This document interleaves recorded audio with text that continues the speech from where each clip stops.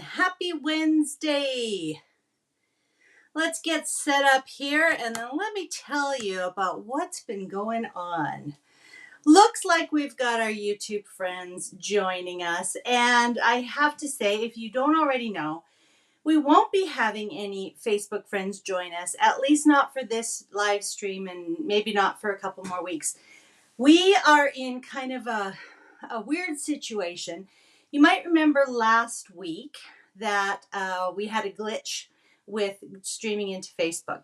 And I guess that it was widely publicized, that Facebook was removing the ability for third-party software. So things like StreamYard and Restream and Ecamm and Switcher Studio. They were removing the ability for those software to stream into Facebook groups. You could still stream onto a Facebook page, but not into a group. So over the last week, we've been trying to figure out how we can go live. And there's lots of tutorials on YouTube. But for some reason, the Switcher Studio software that I use is not allowing me. So we've still got some learning to do, maybe some rejigging in terms of figuring out if a different software might be a better choice for us going forward, or how we're going to do it. But for now, and until further notice, we are going to go live on YouTube, and then we will upload the recorded video into the virtual crop Facebook group. So it's not ideal, but we want to make sure that, we can get both platforms, people who are on both platforms can still be with us. We can only go live right now, though, in YouTube or on YouTube. So thank you for your thanks for dealing with us, helping us deal with that, or allowing us to deal with that. And again, we did post in the Facebook group, but if you, for example, have another device that you're on and you happen to be in the virtual crop Facebook group and you see people saying, do we have a live today? What's going on? Maybe you could direct them over to the YouTube channel so that they can join us here. The good news is that YouTube is public, right? So we can always stream into YouTube. The unfortunate part about YouTube is that even though there is a community tab where we can post things, like almost like a notice board, there's no way for us to interact like we do in a Facebook group. So again, there's always pros and cons, positives and negatives to so many of the different tech platforms that are out there. But yeah, we'll keep you notified. And I'm going to talk about how this is going to affect our NSD that's coming up on Saturday. I'm going to talk about that at the end. Okay, so enough from me there about our tech woes, my tech woes. But it looks like we've got lots and lots of gals joining us on YouTube. So welcome everybody. We've got folks from all over the U.S. We've got, people are telling me that it's nice and sunny in Southeast Ohio. We have snow today. May 1st, that's par for the course in Calgary. We've got snow. We were up to beautiful temperatures mid-April, and then we've gone downhill. But yeah, it's always fun to see where everybody's from. There we've got folks from Australia, from the UK. We've got lots of fellow Canadians here joining me. So welcome and thank you everybody for tuning in. Really appreciate it. Oh, New Zealand is here as well. I think that might be Gail from New Zealand. So welcome everybody, wherever you are joining us from. Okay, so the other thing that you might remember me talking about was that this week I was supposed to be traveling. So I had planned to address one of your frequently asked questions. We had you do a survey a few months back. We also did a pre-recorded video where we talked about fast to fab, because that was one of the big threads of questions in the survey. And today I want to talk about one-page layouts, and specifically, kind of two specifics. Things that could be used for title page and end page. That was a huge, group of requests that were in that survey. Ideas for, single page photos, title pages, end pages of albums, that kind of thing. But also for simple pages that were similar to the sunburst page, the sunburst layout that we did back in January, where we took one piece of paper, made several different cuts, and then rearranged the pieces in kind of a mock sunburst pattern.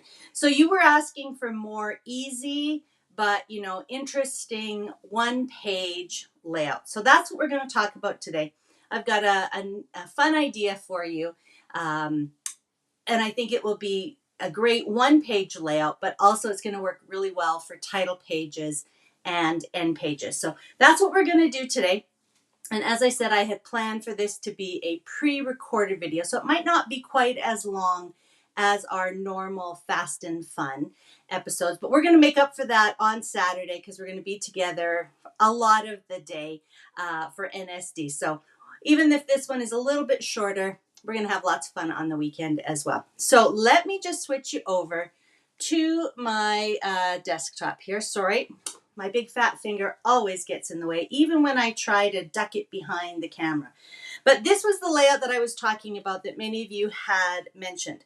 So this was one single piece of This Life paper. It had the blue kind of stars and then the bursts on the other side.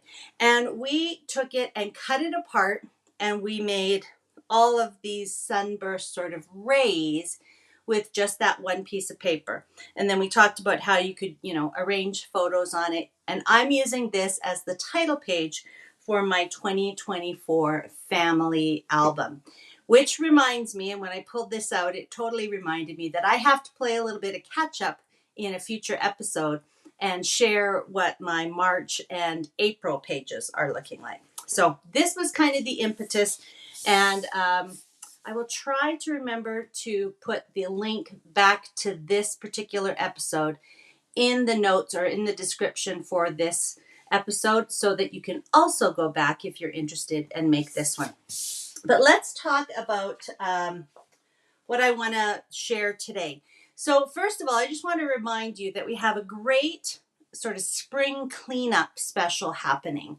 And I decided that I was going to go back into my stash and pull out some of the products that we are featuring in the spring cleanup, partly because I want to use them up, partly because I want to show you that this could be done with anything, and partly because, we focus a lot on the new products because I know you want to get ideas using the new products, but it's always fun to go back to older products and pull them out. So I happened to pull out Happy Hauntings. This was one of my favorite Halloween packs.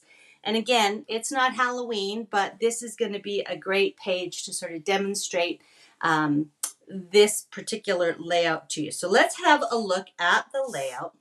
And this looks like a very complicated layout, very much like we were talking about when we did the sunburst. It looks like there's a lot of measuring. It looks like there's a lot of pieces that you have to cut and do things like that. But all of this was made with just one piece of double-sided pattern paper. And again, you can use any piece of double-sided pattern paper. We're going to talk about selecting the best one. And really, we're going to be doing some cuts. And I actually have some pieces left over. So I had all of these pieces still left over. So we're going to talk about making this layout. We're going to do that together. But then I'm also going to talk about how you can use all of the pieces and stretch this design into a 2-page layout, because that was yet another one of the main or overarching questions that I saw in the survey. How do you, create a double-page layout from some of the single-page ideas? Okay, so this is what we're going to be doing. And if you've got a single piece of double-sided paper handy, you might want to scrap along with me. Okay, so I'm going to make this. Let me get those out of the way. I've got some Happy Hauntings embellishments, some of the laser cuts that are still available. So I'm going to come back to this, and we're going to talk about how you can actually kind of put this together. But let's go ahead and talk about cutting, selecting, I guess, first, and cutting.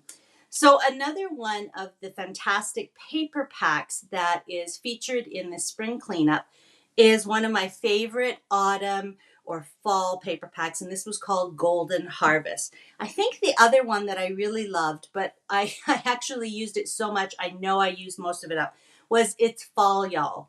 And when I used to do a scrap your stash type of course, I went through and one month I used just that particular paper pack and we did all of the layouts with it.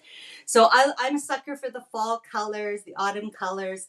And this Golden Harvest is still available. I believe the stickers are still available there as well in the spring cleanup. So I pulled out mine. I've got a few pieces of paper left. So let's talk about how I'm going to choose and what I'm looking for when I want to create a one-page layout. Okay, so Golden Harvest. So the first thing I want to look for is some good color and good contrast. So with these particular papers, let's take a look at what's on the back. So I love this gorgeous red pattern with kind of these overlapping layers of translucent red and kind of almost like a leaf pattern in the background. And this has a very light pattern, leaf pattern on the back. So that would be great contrast. And I often will just check the level of contrast just by kind of gently folding over one edge of my paper. So that has a lot of great contrast. However, I wouldn't want to put it on a white background because then these pieces that I'm going to be cutting won't have a lot of contrast. So I might choose something like, just going through my little pile here, I might choose something like a dark green for the base page. And so now you can see that that would really stand out against a dark green base page, plus the red would stand out. And if you remember our color theory, red and green are complementary colors. That is, they're on opposite sides of the color wheel. So red and green always look great together. I don't think this would look too Christmassy, especially if you use some of the, more fall embellishments. So that would be a good option. Let's look at some of these other ones. Got a piece of white here. So this is a lovely pattern. I love this kind of, looks like Aurora Borealis, Northern Lights, watercolor wash. And then on the back, there is a, hope you can see that, it's kind of a leaf pattern in a beige. So again, with a white background, there might not be a lot of contrast. I don't know that I love something like that, so I might bypass using this type of paper for this type of layout. So let's look at a couple more. This is gorgeous. I love this kind of medium yellow tone, and it's got that lovely navy on the back. So this actually would have a lot of contrast. You can see that would be really nice, and it would look good on a piece of white paper as a background page. So that would be really nice. However, this is kind of directional pattern with all of the diagonals. I wonder how it would cut when I'm cutting all my little triangles. So this, again, might be beautiful in terms of the color combination, but I think for this particular sort of almost like a quilt style layout, I'm not really sure that that's going to work. So I think I'm going to pass on that. All right, this one is lovely too. Again, kind of all of that mottled green. It looks like these leaves are kind of close to you, and then they fade away into the background. So that's beautiful. And then we have a really nice plaid on the back. I am a sucker for plaids. I love plaids. And again, lots of good contrast. It might be actually really nice on a navy background. But again, with that really directional pattern, I worry about how little triangles will look. And as I'm starting to, turn them going different ways, it might look a little weird with the lines, the stripes, the plaids, things like that. So again, I think I'm going to save this for something else. And my final piece of paper in here, looks like maybe I got some repositionable adhesive on there and it picked up a couple of little pieces of the ink. But this is a lovely overall pattern. I love that navy with the little tiny leaves. And on the back, it is a kind of a brush stroke looking wood grain. So a really rough hewn wood grain. So again, lots of good contrast. I like the navy and the beige together. I think that would be a really nice combination, and I could definitely do it on a white background. So I'm looking there, and that would look really nice. So I think I'm down to these two. Oh, and I didn't really talk about pattern here, but again, with this one, it's kind of an overall leaf pattern, but some of those squares might end up being just kind of white, you know, because there's such a faded pattern there. So although I love that red and green, I think I will hang on to that as well. So let's use this one, and it's got the wood grain and the navy, and we're going to use a piece of white paper. So I've got another piece of white paper standing by so I can show you how to kind of extend that into a 2-page layout, but let's focus on the 1 page first. Okay, so I will go back and make sure that I'm updating the description with all of these measurements that I'm going to be giving you, but truly it's really, really simple. So each of the little squares, each of the little triangles, I should say, let me grab a couple here. So each of these little triangles was cut from a 2-inch square.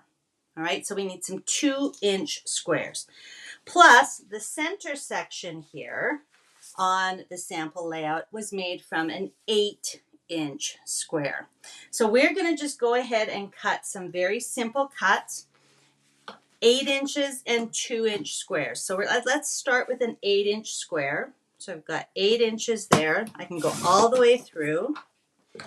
And let's just turn this and make an 8-inch square.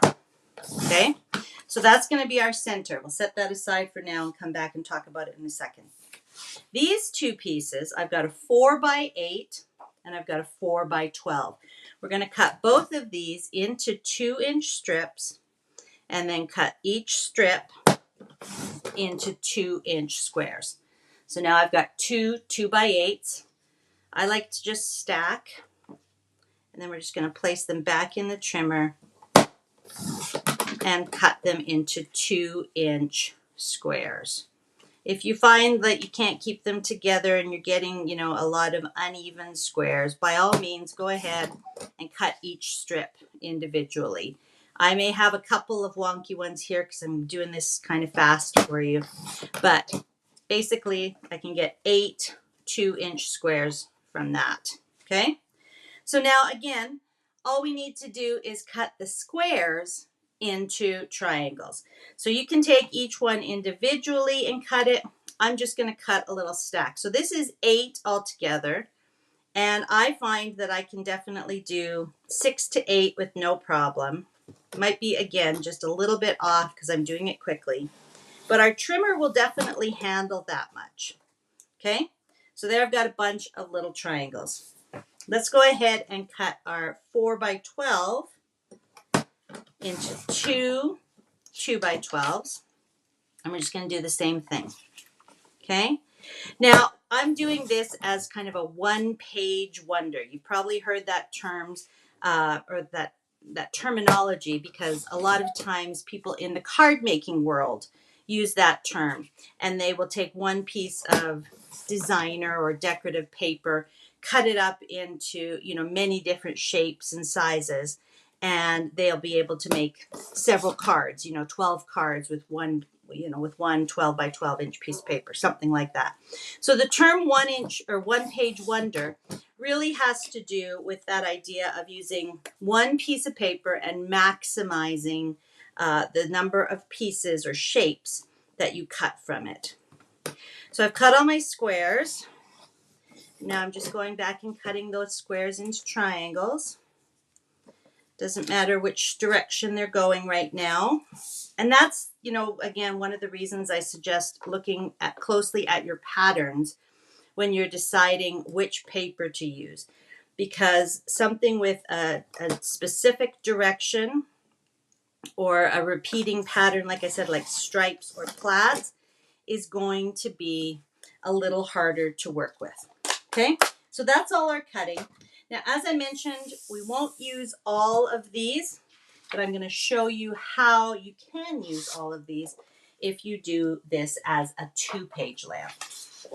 All right, so again, just a reminder, we cut our piece of paper into an 8-inch square, then we cut the remainder into 2-inch squares, and then we cut the 2-inch squares into from corner to corner into diagonals.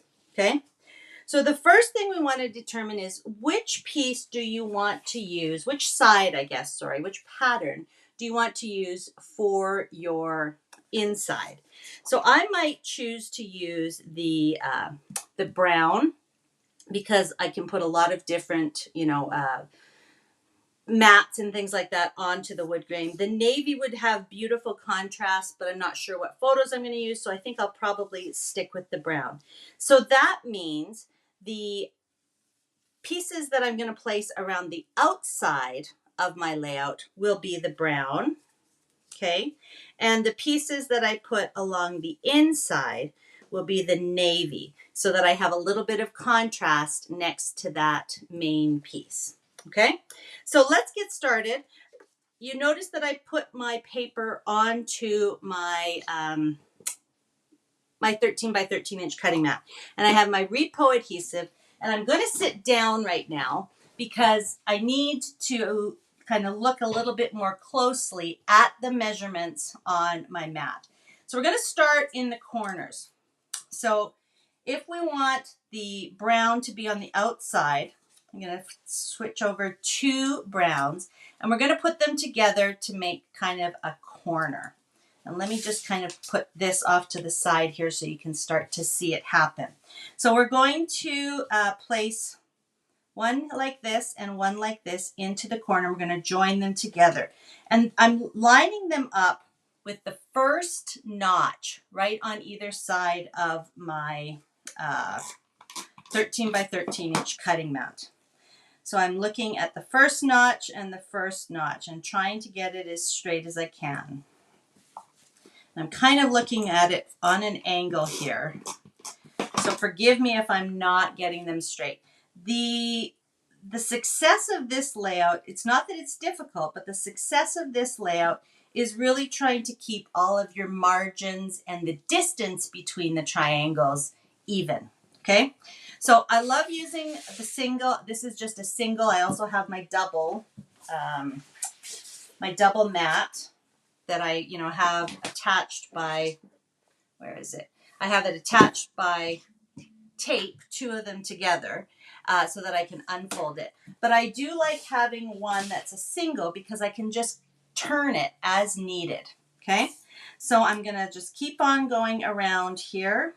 See, I noticed here on the corner of this one that I didn't quite cut it accurately. So that might be one that I keep off to the side. And I'm just kind of making sure that my pieces look good together. That looks okay. So I'm just going to go around and do my corners first. So just matching it to the first little notch on both. That one's, let's try this one. That'll be okay. This does have a little bit of grain in it, so it might look a little bit different depending on which pieces I use. Now I'm going to grab my multi-purpose tool just in case I need it to reposition. That looks a little bit better. And I'm just going to keep on going around the corners. Let's go back to this one.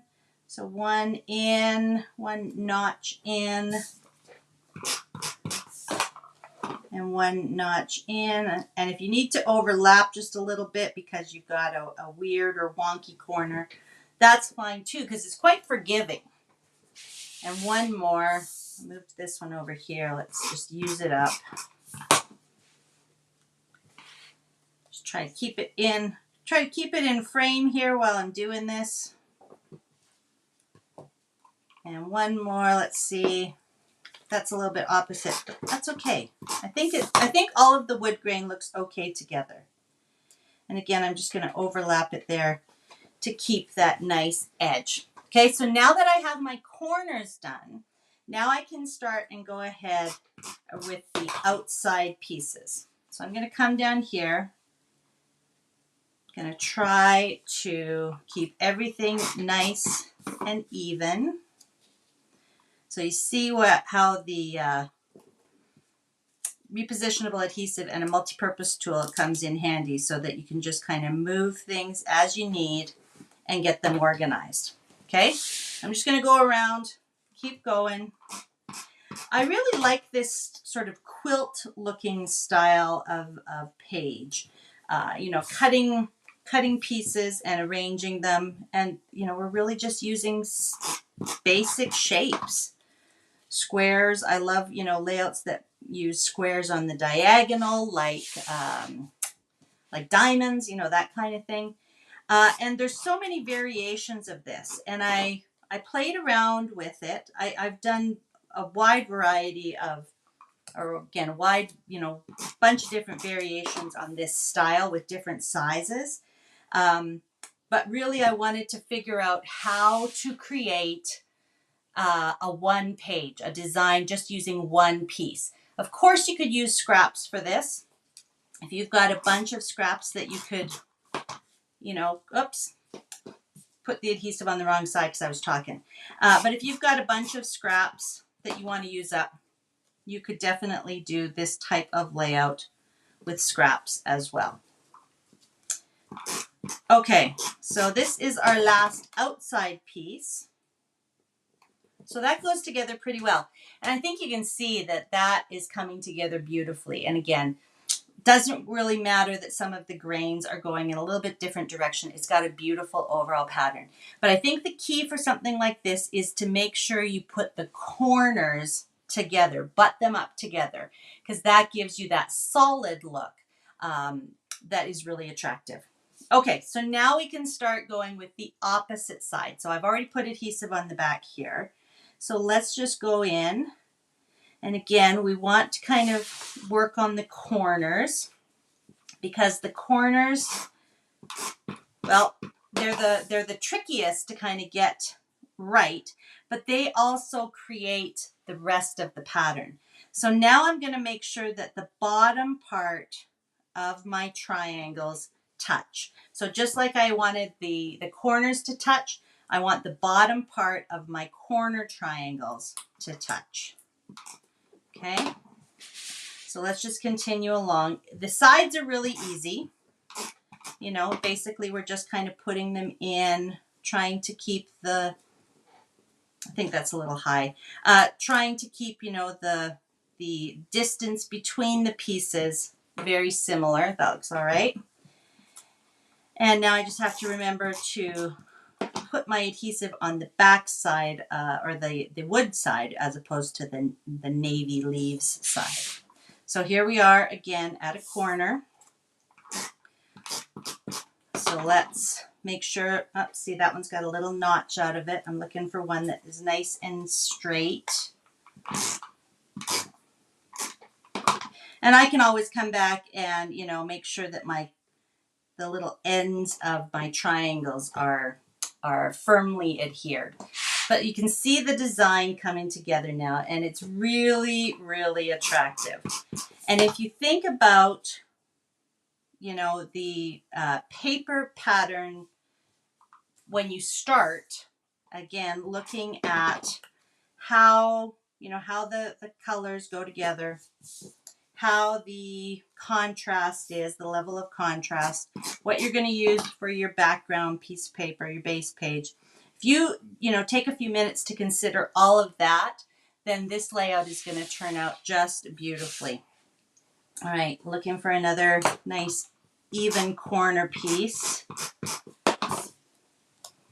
And you know, you can definitely use regular adhesive for this. I just like the ability to be able to pick up and reposition my pieces if I make a mistake. And man, I make mistakes all the time. So again, just having that multi-purpose tool handy, keeping things nice and straight. Almost at the end, and you're going to see how it all comes together very quickly. So again, we're coming up to just before the end of the hour. And so I've been working on this probably for what, 10, 15 minutes between cutting and pasting. And we're pretty much done. So I love this. I love how easy it is. and it looks way more complicated than it is. It is literally made of 2-inch squares cut into 2-inch or cut into triangles. So 2-inch squares cut into triangles. All right, so now we can put our centerpiece here. And again, now I might stand up so I can look at it from above. And just double check, which way I want it. I like it that way. And now I'm just kind of making sure that it's centered. And, I can go back and fix a couple of these little spots that, these little pieces that might not look quite even. So you really want those inside pieces to have that nice linear edge to them. Because then that looks like it's cut out, or that looks like you've got almost like a white piece on top of these larger pieces. Okay, so that is the layout, and we are going to kind of take this apart here in a second to talk about a double page.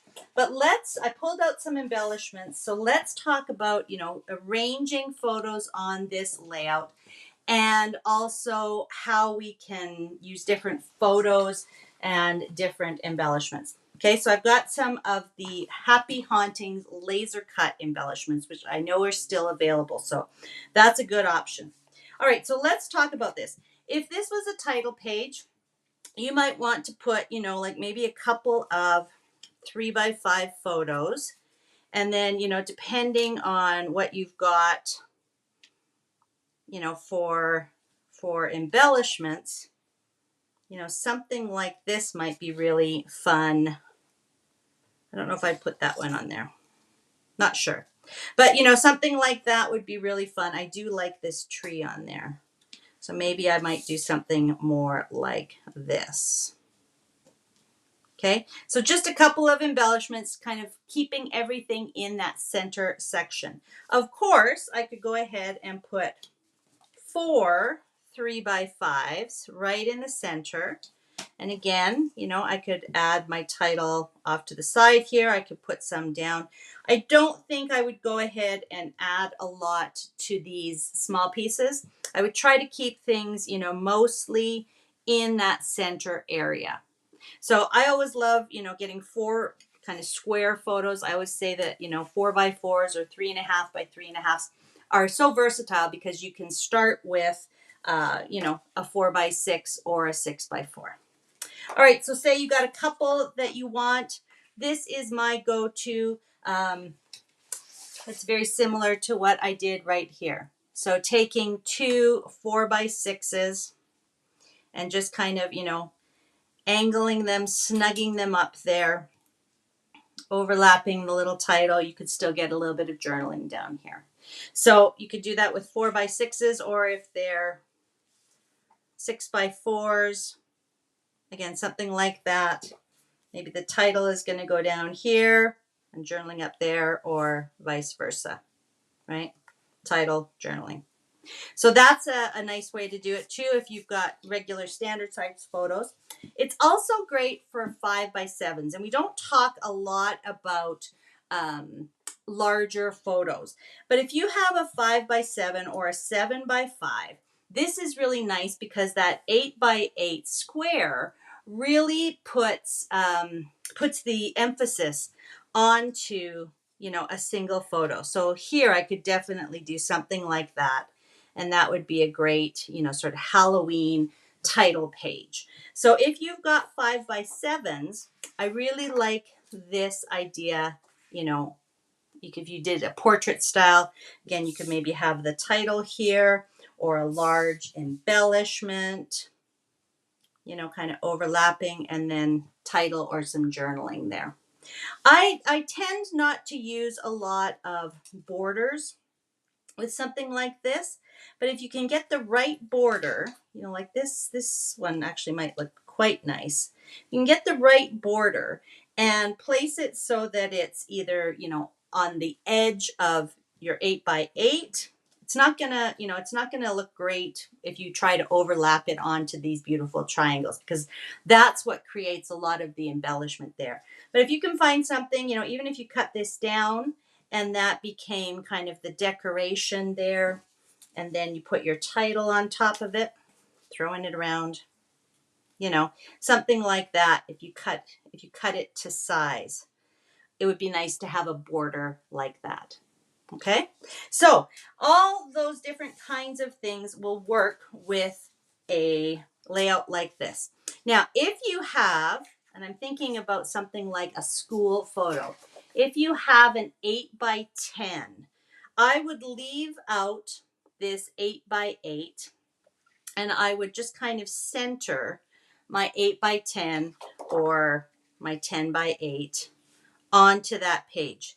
And you will have a little bit of an overage, but again, that might be a little place that you could just add a little bit of a border. If you've got a matching pair, you can kind of fill in that space on either side of an 8x8. So if you're looking for something for an enlarged photo, which again, we had a lot of questions about, you know, can you give me some layout ideas for a large photo?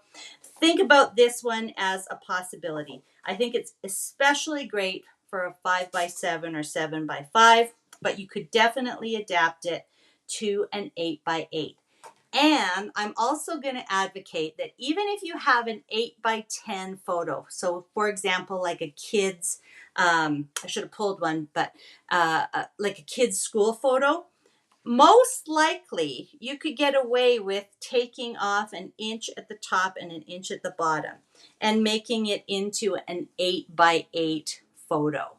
Maybe even a 7.5x7.5, and then use this as a mat. Okay, so again, that's a good option if you have large photos. Okay, so let's put aside happy hauntings and our photos, and let's bring in my double page, my double sized mat. We are going to just play around a little bit with the pieces from this. Okay, so again, we used repositionable adhesive. So let's just take off that center section. You know, anytime I have leftover repositionable adhesive, I just use my finger, rub it, and then brush it off. I also keep on my desk just a little cheap makeup brush from the dollar store, and I can just brush away any of that. All right, so let's put this down as one side and see what we can do to create a 2-page layout with the same idea. And I did a little bit of counting, and I think we will have just about enough, but we may have to make some concessions. Okay, so I'm going to just pull off these pieces for now. I had a question the other day. How have you ever, or how often do you redo layouts? You know, have you ever taken a layout apart and redone and have redone it? And I have done it a couple of times. I have to say the reason that I've redone it is because I used cheap adhesive and it failed. So that was not great. And I think that, you know, doing something like that, it was meant more to save the layout as opposed to, you know, redo it stylistically. So I'd love to know if you guys have ever taken apart layouts to do the same kind of thing, because you didn't like it and so you decided to redo it in a different way, or because you chose to use some products that, you know, maybe weren't as archival or as long lasting as some of our incredible CM things are. Okay, so I'm just, you know, you saw me take out that whole row. I think we're going to have almost enough. So let's go ahead and start putting these in. I'm going to have to cut that piece in half, but it's going to go half on each side. So let's see how far we can get. We're going to go make a double page border. Again, I'm standing up again, so I might I might be on a diagonal path here. I'm going to try to get that right in the corner at my one notch mark. Move things as I go. Okay, let's do the bottom here as well. I've got some more that we didn't originally use. So I'm going to try to get those in the right spot. The other thing is, now that I'm looking at this in a larger context, I do see that there's quite a few darker wood grain pieces over there, and then I've got quite a few lighter. So I am going to kind of try to be conscious of that, because if I keep all of the darks over there, it might look a little kind of like top or side heavy. So I'm just going to move a couple of these around just so that I can redistribute. I think I'm just going to have to move things a little bit more here. I should have done the corners first. I should have done exactly the way we approached it when we were doing the single page. That looks pretty good though. Let's find a lighter one. Here we go. This one's nice and light. And we'll fill in that space that I just stole from. All right, that looks good. Again, if you get repositionable adhesive on, your paper, don't worry about it. It's just going to rub off. All right, and now let's do the sides. So we need to fix these corners and do the corners the same way as we've done them over here. So let's butt them up together. Overlap if you need to get a nice corner. I think that one will work there. I've got adhesive on that side though, so let's find one with no adhesive.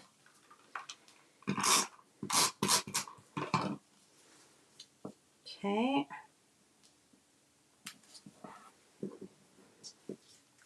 So I think we are going to need a couple more pieces, but since we don't have two 8x8 inserts, that's going to be okay. We're actually going to just create a couple of mats from our 8x8. So we're just going to cut a couple extra pieces from this piece, our centerpiece, and we should have enough. So again, one page or one piece of paper, we can get a full one-page layout or kind of a border style layout. All right, let's see. I'm going to leave this one for down here.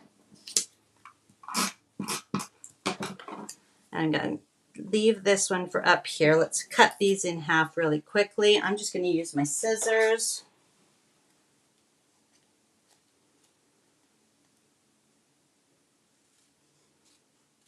Okay, so now we've got a piece there. Oops, that one doesn't have a lot of adhesive on it.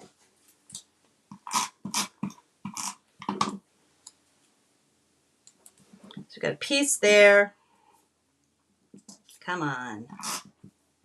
A piece here. So that fills in that area. Now we can go down here. I am looking a little, as I glance up at the camera, I can see that I've gone a little bit astray. So again, I'm doing this quickly for the sake of you guys watching here, but I would take a little bit more time to, make sure that these lines here are nice and straight. Okay, so it looks like I need 1, 2, 3, 4, 5. So I need 3 squares, and then I can go ahead and cut those into triangles. So remember, this is 8 inches. So I'm going to cut 2 inches off, which is going to leave me with a 6x8 piece. So that's going to give me 2 mats. So my 8x8 piece, I cut into 2 mats. So, maybe I could use those like that, or maybe I'll use them like this, whatever. And I can get a couple more squares out of this piece. It must be my Scottish nature because I always try to get the most out of my paper. So I think we're going to have enough, and we're going to actually have one little square, one little full square left over. So let's cut, I think I said we need 5. So let's cut those 3. I think we should have enough. Now I might have a little bit of adhesive on the back here. So that's a bit unfortunate because the repositionable is taking just a little bit of the ink off. So hopefully you would decide which side you wanted to use and, you know, make all of your cuts before you adhere it, and you wouldn't be taking it apart like I was. But you're still going to get the idea here of how beautiful and easy this layout is. Remember, we're going to try to get the corners just overlapping just that little bit. And we can adjust as we need to. The pleasures and perils of repositionable adhesive, right? Oh, and I think I'm out. I'm out with 1 triangle left to go. Let's get another refill here really quick. If you haven't seen how fast they are to refill, you literally just take the lid off. When you can see that red or the bright kind of orange color, you know you're at the end. And you literally just drop in your refill. So you don't lose, you don't have any downtime, which I love. All right, there's another one that does not have any repositionable on the back or limited amount. Let's change out this one. And I might be able to even change out those other 2. Let's check the back of this last square. Now that has about the same. So we'll just leave it. Okay, but yeah, now we have a couple of mats that we can use. You know, we could put a couple of photos like that. If you've got all,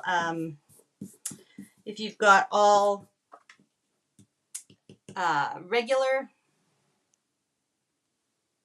sorry, I might have missed you there. If we've got all standard size photos, you could just trim that down a little bit and use, you know, that as a mat. You could trim your photos down and fill in this area. So really, no matter if you decide to do it as a 1-page or a 2-page, you can get away with just using 1 piece of paper. All right, so this is what I have left. Looks like a little house. I'll make a little house down at the bottom there. We're going to use every scrap that we can.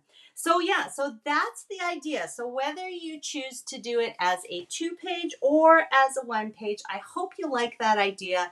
Really straightforward, really easy. It just is a little bit time consuming to make sure that you get all of your pieces you know, nice and even. Okay. Someone's saying there that they're going to show this on Saturday during their NSD. That's great. I love that idea. And don't forget that when you use one of the ideas that we share here on the Fast and Fun episodes, we'd love to see them posted. And again, posted in the Facebook group. So you're able to post photos in the Facebook group, no problem. And we'd love to see, you know, which older products that you use. We love the fact that you're going through your stash and you're using some of these ideas to create title pages and end pages and double page spreads and all of the rest of it. So that's what I have for you today. And I hope that you give this a try because it is a great look with just 1 piece of paper and 1 base page. Okay, so I will update the descriptions, but again, remember you're starting by cutting an 8x8 square. Then you're cutting the remainder of the paper into 2-inch squares and then cutting all of the 2-inch squares into triangles from corner to corner. Okay, couldn't get much easier. All right, so as I wrap up here, let me just tell you a little bit about NSD. And what our plan is, because we're no longer going to be able to stream into the Facebook group. Most of it is going to happen in the Facebook group, but the live kickoff event that is going to start at 9 a.m. Central will be live on YouTube. Again, that's the only way we can go live right now. So I want you to join me on Saturday, May 4th, this coming Saturday at 9 a.m. Central Time. If you're in Australia, if you're in Japan, if you're in the UK, New Zealand, anywhere else, do go online and double check what time in your area 9 a.m. will be. I know that for many of our friends down under, it is going to be midnight. I don't want you to stay up, but just know that it will be recorded, and then we will be uploading it into the Facebook group, so you'll be able to see it there and on the YouTube channel. Okay? And then after I finish, we'll probably be together for, again, kind of about an hour, 45 minutes to an hour. And we're going to talk about what you can do with your NSD customer bundle. But if you haven't purchased your NSD customer bundle, don't worry. Just like today, you can go back and use any of your CM products. I know we have many new friends joining us from Close to My Heart as well. So we would love to see what you guys are doing and how you might be incorporating Creative Memories products in with your Close to My Heart stash. We'd love to see that. So that would be exciting to see as well. In order to win any of the prizes that we are offering throughout the day, and there'll be lots of details all throughout Saturday, we do want to see some CM product. It should be predominantly CM product on your layouts in order for them to be eligible for the prize. So again, please share whatever you'd like to share, but just know that if it's predominantly Close to My Heart, for example, it may not be eligible for a prize, but we would still love to see it because, of course, we get inspiration from everywhere, and we love all the sharing that's been happening. So again, welcome to all our new friends. If we haven't met before, I am so happy that you're all here. So after I finish the kickoff, there's going to be a bunch of fun posts throughout the rest of the day. There's going to be giveaways. There's going to be kind of flash surprises. There's going to be live pop-ins from some of your favorite home office members coming to wish you a happy National Scrapbook Day. So it's going to be a great day full of fun, and we want you to participate, and we want to see what you are doing during National Scrapbook Day. So we would love for you to take a photo of where you're scrapbooking from, who you're scrapbooking with, your scrapbook area.